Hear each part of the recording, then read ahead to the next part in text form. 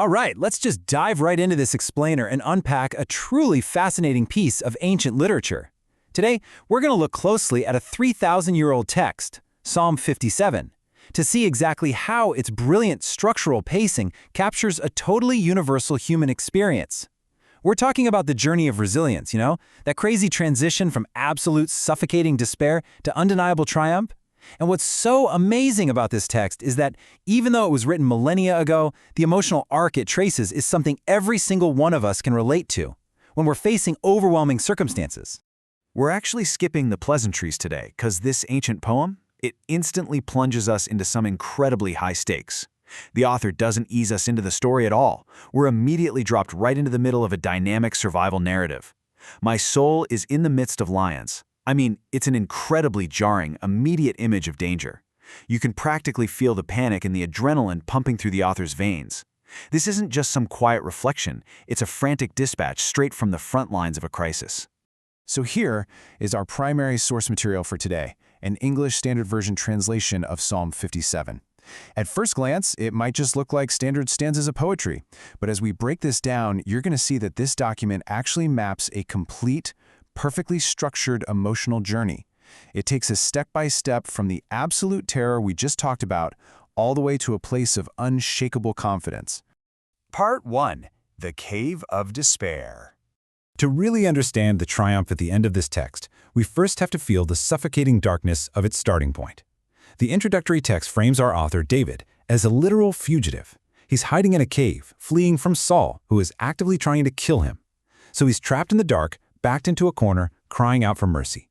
The text says he's seeking refuge in the shadow of your wings until the storms of destruction pass by. It's this beautiful, desperate plea for protection when you have absolutely nowhere else to run. Now, what's really fascinating here is the inclusion of terms like miktam, the phrase do not destroy, and later, the word Selah. These are actually liturgical or musical instructions for a choir master. Think of them like ancient sheet music annotations or, a producer's notes on a Spotify track. This wasn't just a diary entry scribbled in a panic. It was deliberately designed as a highly structured musical piece.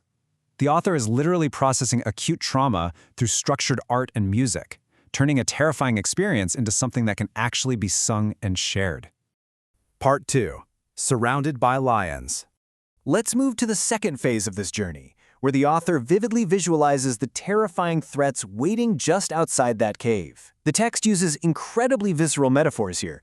We've got fiery beasts, we have the children of man whose teeth are compared to spears and arrows and whose tongues are like sharp swords. The author is taking human actions like vicious gossip, verbal attacks, or political maneuvering and comparing them to predatory beasts and deadly weapons. And then there are the traps, a net for his steps and a dug pit in his way. This language communicates a profound claustrophobic feeling of being hunted, trapped, and entirely overwhelmed by adversaries who want to tear him apart. So the crucial point here in verse 6 is this incredible moment of poetic justice and pure irony. The text reads, "They dug a pit in my way, but they have fallen into it themselves." This is the exact pivot point of the entire text. It marks the moment where the attacker's malicious, carefully laid traps actually become their own downfall. The very thing designed to destroy the author is exactly what neutralizes the threat. It's a powerful reminder of how situations that seem utterly hopeless can suddenly just turn right back on themselves. Right in the middle of all this chaos, between the lions and the pits, we get verse 5. "Be exalted, O God, above the heavens. Let your glory be over all the earth." This is a powerful refrain that acts as a structural anchor. The author is basically using this chorus to actively interrupt his own panic. By shifting his focus away from the immediate, terrifying threats and zooming all the way out to the heavens and the earth, he grounds himself. It's a psychological technique embedded right there in the poetry. Part 3. The Turning Point. With that immediate threat suddenly neutralized by their own pit and the author's focus shifted upward, we witness a radical psychological shift. The frantic, adrenaline-fueled energy of those earlier verses, it completely vanishes.